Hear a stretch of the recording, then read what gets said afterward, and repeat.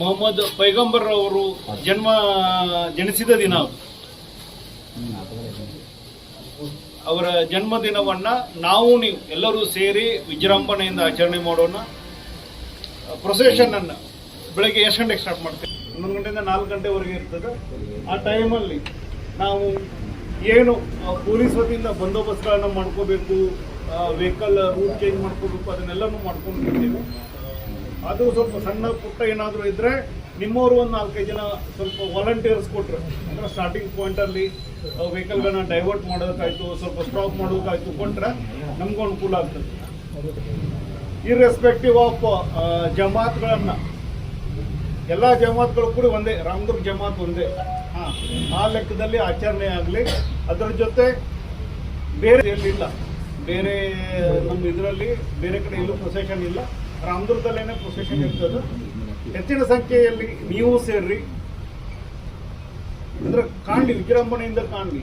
ಕೇವಲ ಒಂದು 50 ಜನ 100 ಜನ ಸೇರಿ ಮಾಡೋದಕ್ಕಿಂತ ಎಲ್ಲರೂ ಒಂದೇ ಇದ್ರೊಳಗೆ ಸೇರಿ ಭಾಗವಹಿಸಿ ಕಾಣಲಿ, ಮೆರವಣಿಗೆ ದೊಡ್ಡದಾಗಿ ಕಾಣಲಿ, ನೀಟಾಗಿರಲಿ. ಈಗ ನೀವೇನೇ ಇದ್ದೀರಲ್ಲ, 2 ಲೈನ್ ಮಾಡ್ತೀವಿ ಅಂತೀವಿ, 2 ಬಿಟ್ಟು ಒಂದು 3 ಲೈನ್ ಮಾಡಿಕೊಂಡು ಒಂದು ಕಡೆಯಿಂದ ಹೋಗುವಂಥದ್ದು ಮಾಡೋಣ.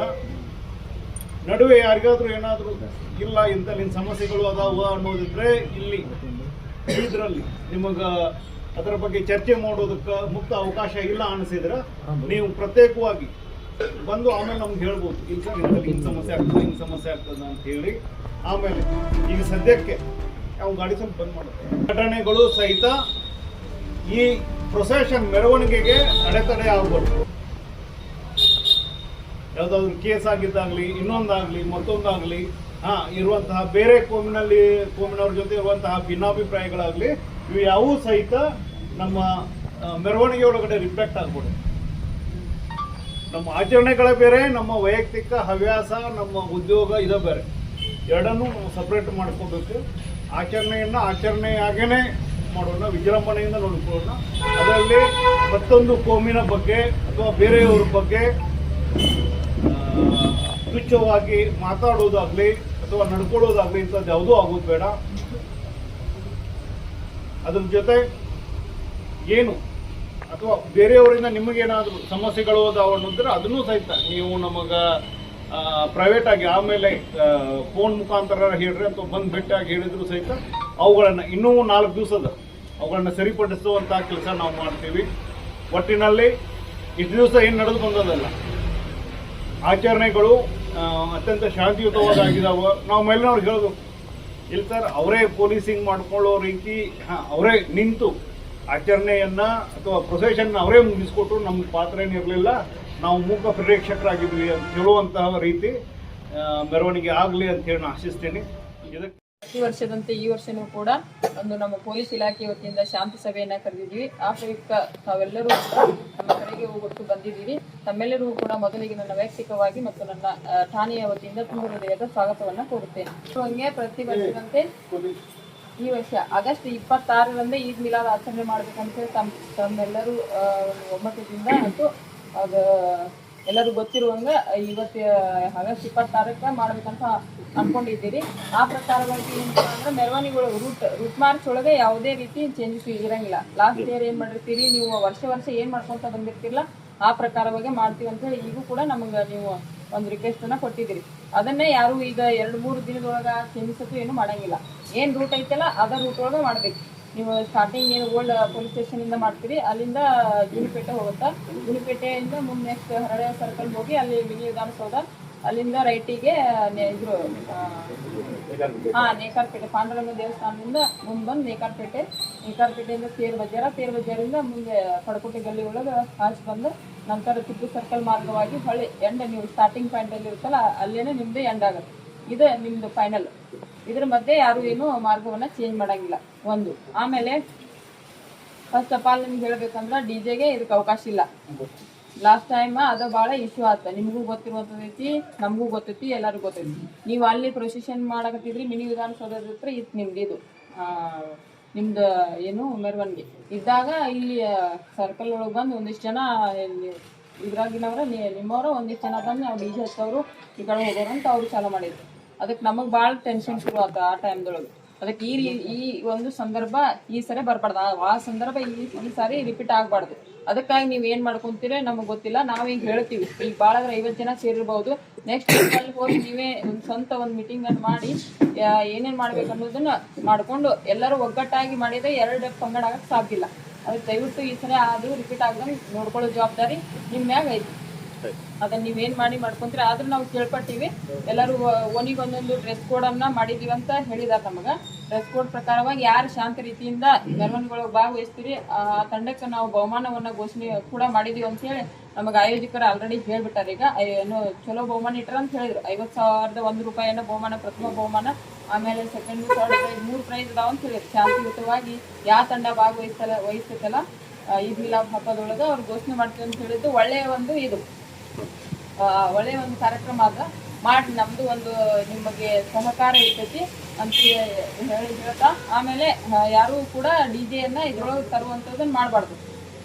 ಅದೊಂದು. ಆಮೇಲೆ ನಿಮ್ಗೇನು ಇವ್ರು ಬಂದಿರ್ತಾರಲ್ಲ, ಧರ್ಮ ಬೋಧಕರು ಬಂದಿರ್ತಾರಲ್ಲ, ಅವ್ರ ಜೊತೆಗೇನೆ ನೀವು ಕರ್ಕೊಂಡು ಹೋಗಿ ನಿಮ್ದೇನು ಹಬ್ಬದ ಆಚರಣೆ ಐತಲ್ಲ ಅದನ್ನ ಮಾಡ್ಕೊಳಕ್ ನಮ್ದೇನು ಅಡ್ಡಿ ಆತಂಕಗಳು ಇರುವುದಿಲ್ಲ. ಅದ್ರ ಮಧ್ಯೆ ಯಾರು ಕೂಡ ಕಾನೂನು ಸುವ್ಯವಸ್ಥೆಗೆ ಧಕ್ಕೆ ಆಗುವಂತ ಕೆಲಸ ಕಾರ್ಯಗಳನ್ನು ಮಾಡಬಾರ್ದು. ಮಧ್ಯದಲ್ಲಿ ಯಾರಾದರೂ ಸಣ್ಣ ಪುಟ್ಟ ಕಿರಿಕಿರಿ ಮಾಡಿದ್ರೆ ನಮ್ಗೆ ಇಮಿಡಿಯೇಟ್ ಆಗಿ ನಮ್ಮ ಗಮನಕ್ಕೆ ತಗೊಂಡ್ಬರ್ಬೇಕು. ಇವನು ಅಲ್ಲೆಲ್ಲೇ ಮಾತಾಡ್ಕೊಂಡು ಹೊಡೆಯೋದು, ಬಡಿಯೋದು, ಕಚ್ಚಾಡೋದು ಅವು ಯಾವುದು ಮಾಡಂಗಿಲ್ಲ. ಈ ಪ್ರಯುಕ್ತವಾಗಿ ಮತ್ತು ಸೋಷಿಯಲ್ ಮೀಡಿಯಾದೊಳಗೆ ಯಾವುದೇ ರೀತಿ ಕೋಮು ಪ್ರಚೋದನೆ ಮಾಡುವಂತಹ ವಿಡಿಯೋಗಳನ್ನಾಗಲಿ ಹೇಳಿಕೆಗಳನ್ನಾಗಲಿ ನೀಡಬಾರ್ದು ಅಂತೇಳಿ ನಮ್ಮ ಕಡೆಯಿಂದ ಒಂದು ನಿಮಗೆಲ್ಲರಿಗೂ ಸಲಹೆ ಇರ್ತೈತಿ. ಇದನ್ನೆಲ್ಲರೂ ತಾವು ಪಾಲನೆ ಮಾಡಬೇಕು.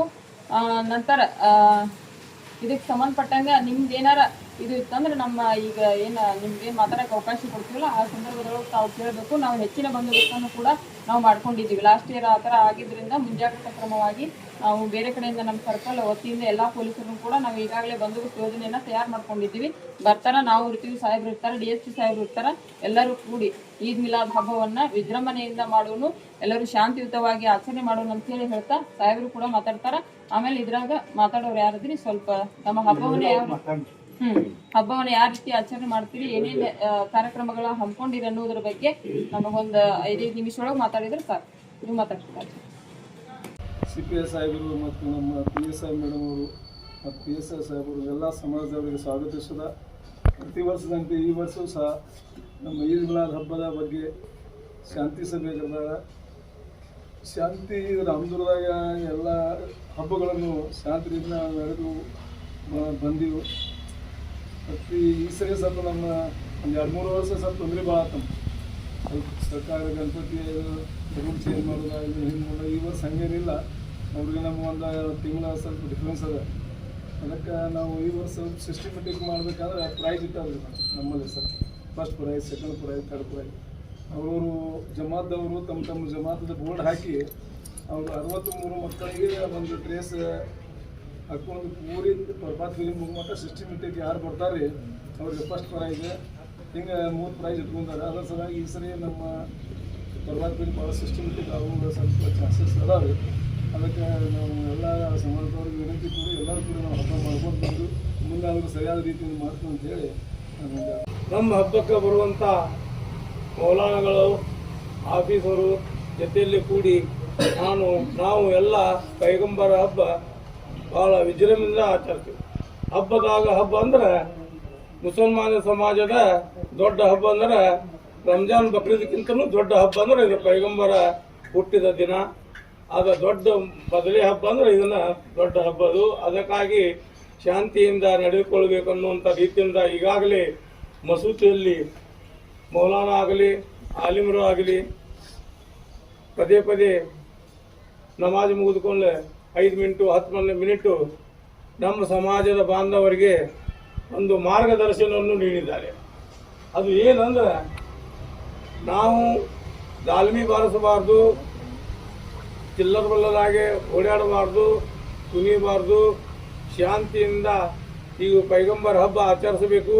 ಅಂದ್ರೆ ನಿಜವಾದ ನಾವು ಹಬ್ಬ ಆಚರಿಸಿದಂಗೆ ಆಗ್ತದೆ ಅನ್ನುವಂಥದ್ದು ಸಭೆಯನ್ನು ಈಗಾಗಲೇ ನಮ್ಮ ಮೌಲ್ಯಗಳು ಮುಂಚಿತವಾಗಿ ನಮ್ಮನ್ನು ತಾಕೀತ ಮುಖಾಂತರ ಹೇಳಿದ್ದಾರೆ.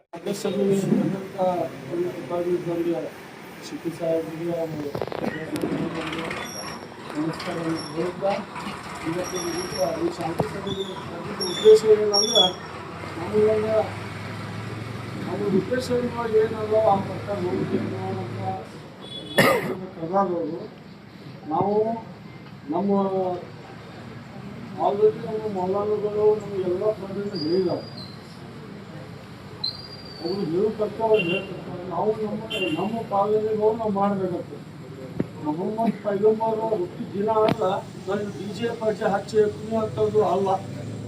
ಹಿಂದಕ್ಕೊಮ್ಮೆ ಆಗಿದಲ್ಲ, ತಪ್ಪುಗಳು ಕ್ಷಮಿಸಿ ಹುಡುಗರು ಆ ತಪ್ಪಿಗೆ ಕ್ಷಮಾಪಣೆ ಕೇಳಿದರು ನಮ್ಮ ಗುರುಗಳ ಹತ್ರ. ಆ ಪ್ರಕಾರ ಯಾವುದು ಆಗುದಿಲ್ಲ ಈ ಸಲ ಘಟನೆ ಅಂತ ಹೇಳಿ ಈ ಭರವಸೆ ಕೊಟ್ಟು ಯಾರು ಮಾಡ್ತೀವಿ.